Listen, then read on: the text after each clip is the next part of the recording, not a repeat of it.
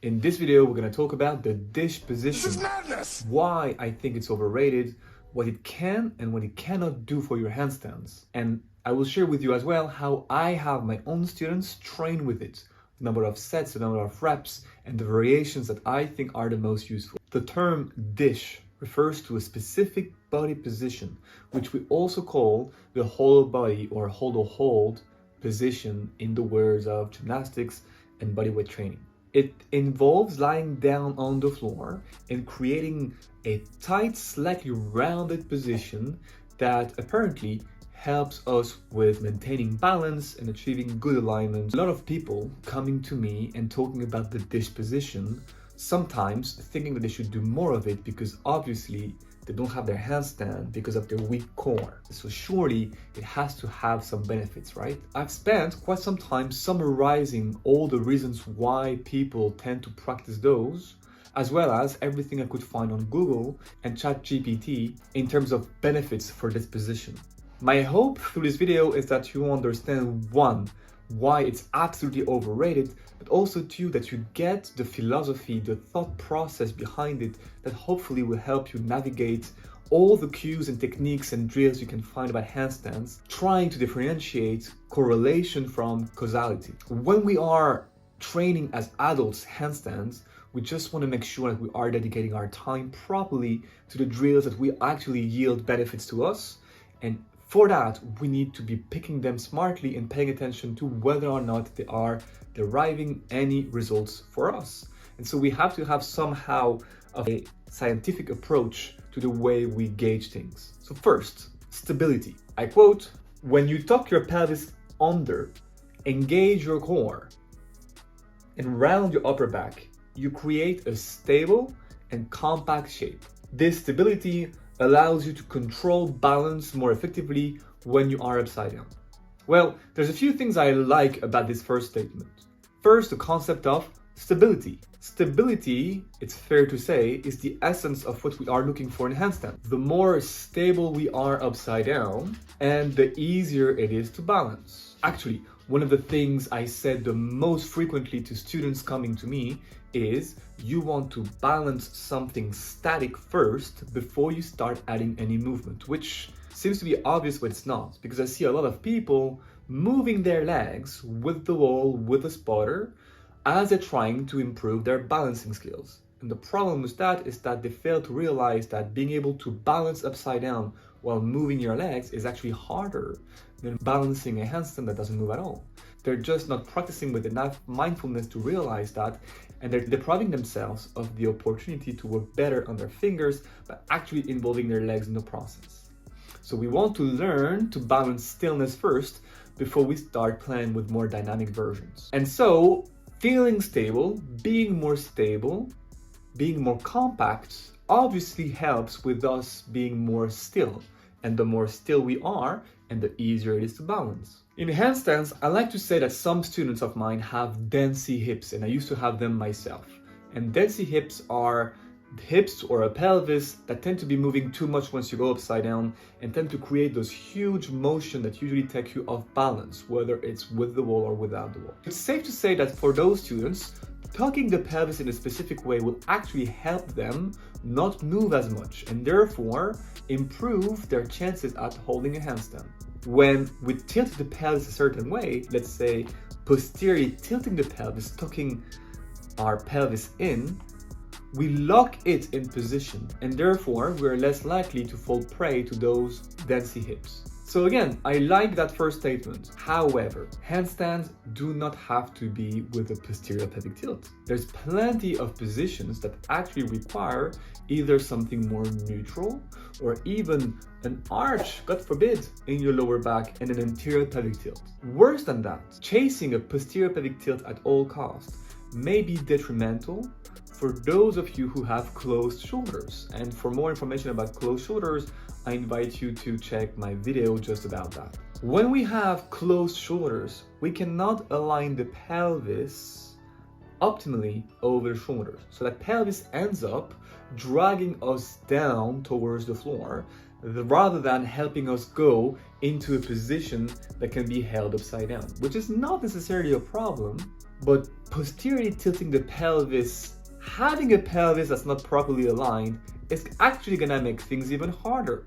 When, on the other hand, while your pelvis is not fully stacked over the shoulders, if you were to be able to anteriorly tilt your pelvis and even arch a bit your lower back, as long as it's not painful for you, your pelvis would get closer to being stacked over your shoulders, making it slightly easier for you to hold a functional alignment. So sure, the posterior pelvic tilt of the dish position is gonna limit the number of movements we're likely to see upside down, but you won't have a handstand to begin with if you have closed shoulders. And so we're bringing too much attention on something that can be helpful down the line without paying attention to the prerequisites for that thing. Second, even more obvious, rounding the shoulders. Right, this probably gives you more feedback around the scapula, allowing you to keep it tight.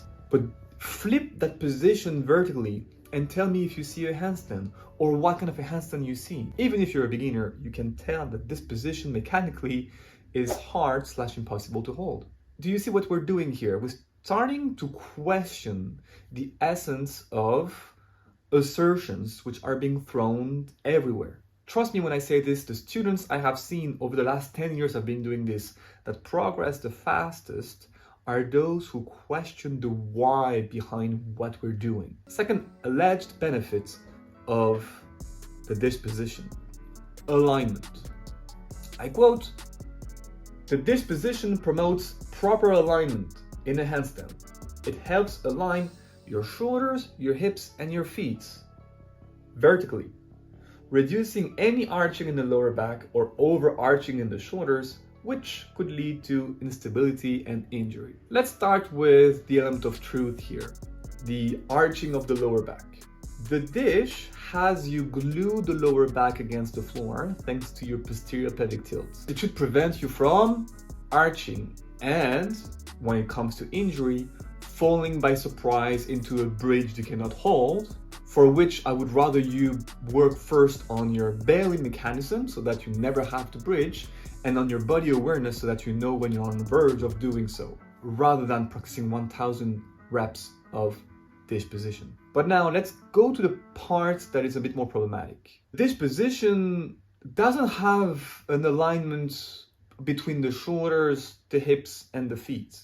If anything, they are somehow in an inverted bell curve. So what you're teaching your body is that this is the alignment you are after. And again, if you flip this vertically, this is not going to end up well for you.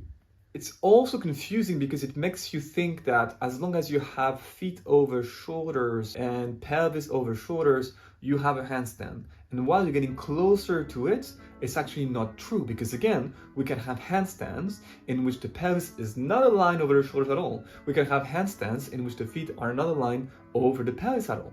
This is at best true for one form of handstands, but we're making it a rule that's supposed to govern every form of handstands you will learn later on. And so we're depriving you from a sense of critical thinking, telling you should do it because I say so, rather than this will teach you something for the handstand shapes in which the feet are aligned over the pelvis, is aligned over the shoulders. And for X and Y reason, this is the alignment we're working on because it has been proven that it's the easiest to achieve for a beginner. Do you see how we tend to oversimplify things? And that's all fine if this is your first 3 months of practice, but if you're serious about handstands, you're gonna need to start nuancing your understanding of hand balancing mechanics. And now we get to the core of the problem: proper alignment. What is proper alignment? I will tell you my definition of it. It's not about having your shoulders aligned with your pelvis, aligned with your feet, because at the end of the day, my students tend to get their first freestanding handstand in a variety of alignments. What we tend to do in my online programs is that we find the alignment, the proper alignment that works for them, depending on their body type, the length of their limbs, how much time they can train per week, their strengths, their weaknesses, their shoulder mobility, their hamstring mobility, their shoulder strength, and a wealth of other factors. proper alignment doesn't mean much. We may have an ideal alignment, the one that we have seen somebody perform or on social media that we want to achieve one day. And it's good for you to start paying attention to the position of the feet, the shoulders, and the pelvis in that ideal alignment. But understand that your freestanding 15 seconds may not look like an ideal alignment. What is ideal, what is closer to perfection, may not be what you need to practice. And practicing only that may not be the fastest route to your freestanding consistent handstand. So, the dish position at best teaches you one alignment. Interestingly enough, an alignment in which the shoulders are actually not quite aligned with the pelvis or the feet. And so we have to ask ourselves, is that even an alignment in the first place that could exist freestanding? And this question you want to ask yourself the same when you're doing anything with the wall as well. Because you can be following the best cues in the world from the best teachers ever when you are with the wall. But if at the end of the day, it takes you further away from achieving a position that can be balanced, it's actually not prompting any proper alignment at all.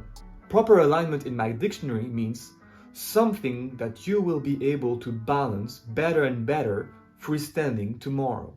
Not something that looks good. Now, fortunately enough, at some point those two will be synonymous. I need you to start questioning things so that you can progress faster. Because as an adult learning handstands, you don't want to waste time over irrelevant drills. And it gets complicated because one, there's plenty of irrelevant drills out there, but two, some drills are relevant for your friend, but not for you. And the way you start deciphering all that is by bringing things back to what you feel and the overarching concepts that govern all handstands, which hopefully is what this channel is about, and which certainly is what my online programs are about. Speaking of which, the next intake for the Rocket is taking off at the end of the month. So if you want to have more detail about the curriculum and join the group of astronauts who will take their handstands to the moon, check the link in the description. Next element, weight distribution. By shaping your body like a dish, you shift your weight towards your fingertips and away from your palms. This weight distribution enables you to find the right balance point over your hands, making it easier to hold a handstand. Well, again, there's something I like, but the whole lot doesn't make much sense. It is true that the way the weight is distributed on your hands will make or break a handstand. For more details about this, I invite you to check my video about fingers. But broadly speaking, at first, we do want the weight to start traveling towards the fingertips rather than staying at the heel of the hand. It's the causality here that is problematic to me. By shaping your body like a dish, you shift your weight towards your fingertips.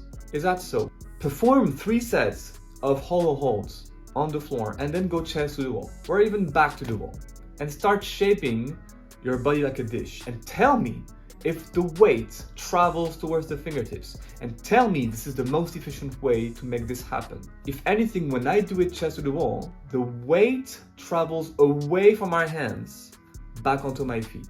And with this kind of assertions, what you have is a flock of people trying their best to have the weight move towards their fingertips when their alignment is actually prompting them into doing the exact opposites, adding confusion and making you waste time. Okay, 2 more.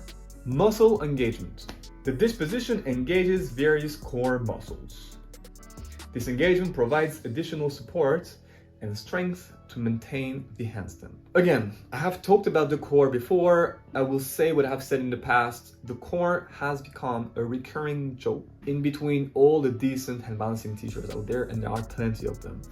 A recurring joke for the last decade. So it still baffles me that this is still a thing out there and that people still cling to that.